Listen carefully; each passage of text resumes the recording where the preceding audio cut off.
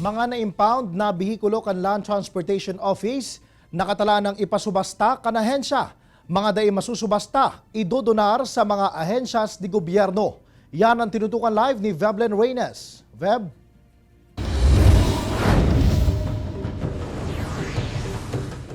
Jesse, sa mga motoristang mautpang maklaim ang sa indang mga na-impound na lunadan, now is the time para tubuson ang mga ini. Sa mga impounded vehicles kaya na lagpas na sa 6 na bulan, nakatalaan ng i-dispose kan LTO Bicol ngunyang bulan nin Hulyo. Sa 5 district offices kan LTO sa Bicol, 400 an ididispatcha kung sa pinakadakol ang nasa Partido District Office.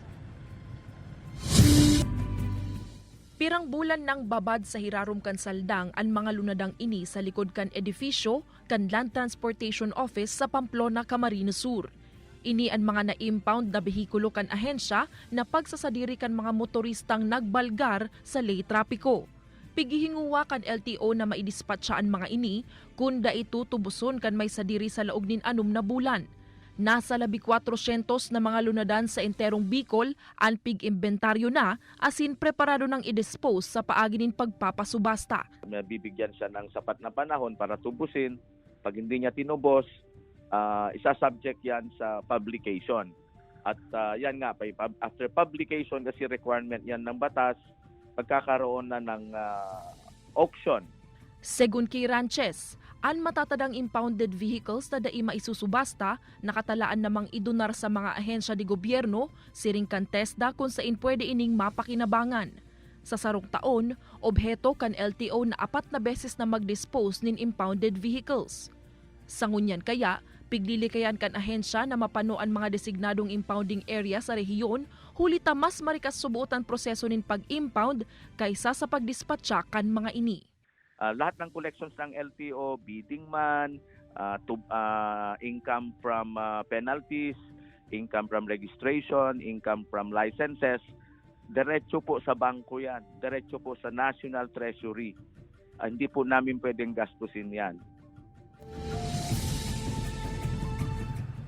Jesse, sa obserbasyon ni RD Ranches, most of the time, ang ginigibukan bidder sa mga nasusubastang lunadan, pigiirahay ninda, pigpapagayon, asin pigpapabakal. Ang iba naman, urog na itong mga hali sa mga junk shop, pigkukuhaan spare parts kan mga lunadan o itong kumbaga pigaapod na pigchachap-chap, asin pigpapabakal ninda liwat. Para sa mga interesadong magpartisipar sa auction, bukas ang mga opisina kan mga district offices kan LTO para sa mga kahapotan. Balik sa imo, Jesse. Veb, ano ang rason kung taano dai pa natutubos itong mga na-impound na mga bihikulo?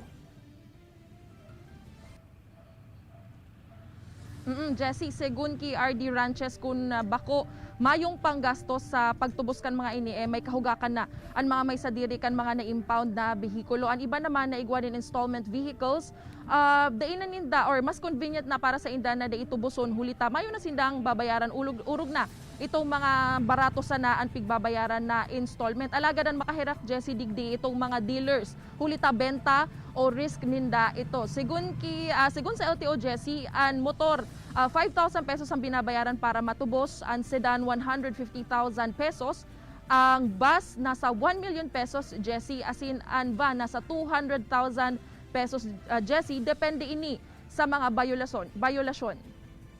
Talagang malaking kantidad, dakulang kantidad dyan, Veb, ano? Pero paano ang proseso nin pag-inventaryo duman sa mga impounded vehicles na nasa proseso na kan bidding? Jesse, halawig ang proseso kan pag-inventory ninda makalihisan 6 na bulan, asin ang pag-publish kana behikulo, nagpupuon ang pre-bidding. Bako ba inisuba para sa LTO, Jesse, bako sana basta-basta ninang binibilang itong mga impounded vehicles. Tigsasaro-saro daan ninda ini, asin tigihilingan kondisyon, tigihiling ninda kung working pa ba ini, tigihiling ninda kung raot daan spare parts or kung entero na ining raot. Kung di ako nasasala, Jesse, digdiman pigbabasehan ang magiging presyo kan ipapasubasta. Asin pirasa na yan sa mga step na pigaagian sa inventory, asin pagkatapos nag-schedule na sinda nin bidding, Jesse. Alright, Jos Mabalos, Veb.